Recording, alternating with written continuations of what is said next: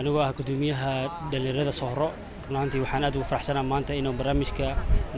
noo marayo heerka ugu dambeeyay gabagabada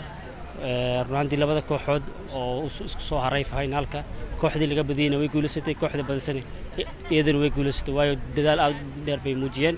runtii barnaamijka waxaan soo socday muddo ilaa 3 bilood ah waxaynu bilaabnay May 10keedii ilaa wuxuu noo soo gabagabaaday bishaan oo ah July 5teeda aad baan ugu faraxsanahay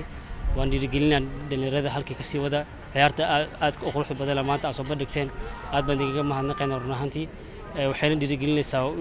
dhalinyarada inta daawanayso asaakiina maanta way barnaamijku maanta wuxuu u baxayaa si live ah waxaan nagala daawanayaa TV-ga qaranka iyo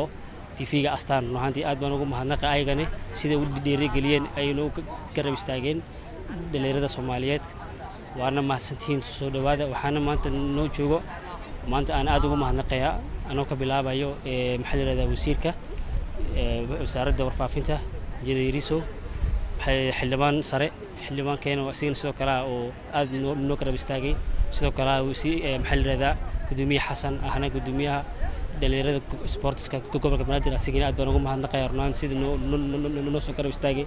iyo nin asina sidoo kale aad noo weyn liibaan diaspora dhalinyarada ahna rugcada sporti asiga aad baan u soo dhaweynaa runtii iyo xilada waxaan u mahadnaqayaa saxaafadda sida weyn ee maanta ugu soo qayb gashay barnaamijkan ay wali u tabinayaan ayagana aad baan ugu mahadnaqayaa wana maasantii